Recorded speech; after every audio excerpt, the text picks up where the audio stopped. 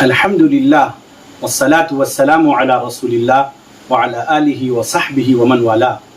سیدنا محمد رسول اللہ صلی اللہ علیہ وسلم اچھے کاموں، اچھے ناموں، اچھی عادتوں اور نیک فعل کو بہت زیادہ پسند فرماتے تھے، اس وجہ سے کہ اللہ رب العزت جمیل ہیں اور انہوں نے اپنے محبوب اور حبیب صلی اللہ علیہ وسلم کے اندر جمالات کی جتنی بھی خوبیاں ہیں اور جتنے بھی انداز ہیں وہ سب سیدنا محمد رسول اللہ صلی اللہ علیہ وسلم میں مکمل طور پہ ظاہری و باطنی اعتبار سے جمع فرما دیے۔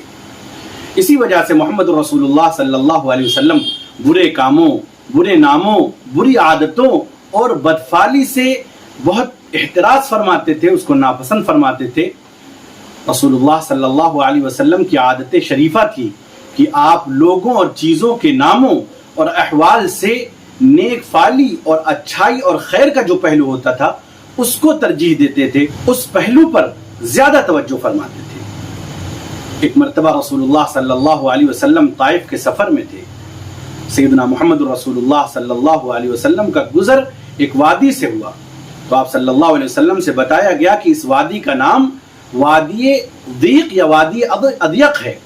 سیدنا محمد رسول اللہ صلی اللہ علیہ وسلم نے کہا نہیں، بلکہ اس کا نام ایسر ہے، وادی ایسر، کیونکہ ضیق یہ تنگی اس کے معنی میں ہے دشوار گزار، اور یہ ایسر یہ یسر یعنی آسانی اور سہل کے معنی میں ہے۔ تو سیدنا محمد رسول اللہ صلی اللہ علیہ وسلم نے وادی کا نام بدل دیا۔ ہجرت کا سفر ہے اور ہجرت کے سفر کے احوال آپ کو معلوم ہیں، کتنا دشوار گزار اور کتنا سخت ترین مرحلہ ہے سیدنا محمد رسول اللہ صلی اللہ علیہ وسلم پر۔ آپ کے ساتھ سیدنا ابو بکر صدیق رضی اللہ تعالی عنہ رفیق سفر ہیں۔ راستے میں ایک شخص سے آپ صلی اللہ علیہ وسلم کی ملاقات ہوتی ہے۔ آپ نے اس شخص سے نام پوچھا، من انت، تم کون ہو؟ اس نے کہا انا بریدہ۔ حدیث میں آتا ہے فالتفت رسول اللہ صلی اللہ علیہ وسلم الی ابی بکر، تو رسول اللہ صلی اللہ علیہ وسلم حضرت ابو بکر کی طرف متوجہ ہوئے اور فرمایا برد امرنا یا ابی بکر، یعنی ہمارا معاملہ نرم ہو گیا، جو دشوار گزار معاملہ تھا اس میں راحت اور ٹھنڈا پن آ گیا، یعنی معاملہ سخت جو تھا وہ ہلکا ہو گیا۔ پھر آپ صلی اللہ علیہ وسلم نے ان سے پوچھا ممن، یعنی کس قبیلے سے ہو؟ تو انہوں نے کہا من اسلم۔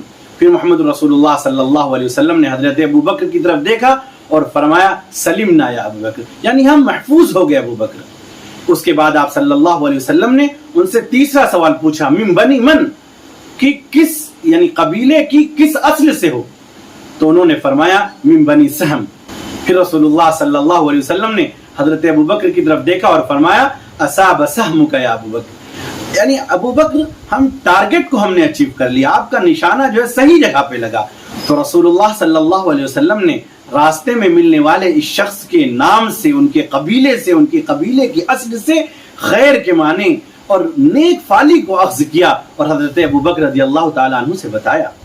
اسی طرح صلح حدیبیہ کا واقعہ، صلح حدیبیہ کا جو موقع ہے وہ بھی مسلمانوں پر بڑا سخت ترین وقت تھا۔ حضرت عثمان رضی اللہ تعالیٰ عنہ مکہ مکرمہ تشریف لے گئے اور پھر جب واپس نہیں آئے تو یہ افواہ اڑ گئی کہ سیدنا عثمان رضی اللہ تعالیٰ عنہ کو شہید کر دیا گیا، اور پھر رسول اللہ صلی اللہ علیہ وسلم شدید غصے میں بھی ہوئے اور ناراض بھی ہوئے اور وہاں پر بیٹھ لی اور ایک ہاتھ اپنا نیچے رکھا اور اوپر سے جو دوسرا ہاتھ رکھا اور فرمایا یہ دوسرا ہاتھ عثمان کا ہاتھ ہے۔ ایسا موقع تھا، لیکن جب مفاہمت اور صلح کے لیے مکہ کی طرف سے جو شخص آئے تو ان کا نام رسول اللہ صلی اللہ علیہ وسلم نے پوچھا کہ وہ کون ہیں؟ تو لوگوں نے بتایا کہ وہ سہیل ابن عمرو ہیں۔ تو آپ صلی اللہ علیہ وسلم نے فرمایا سہل الامر، کہ معاملہ آسان ہو گیا۔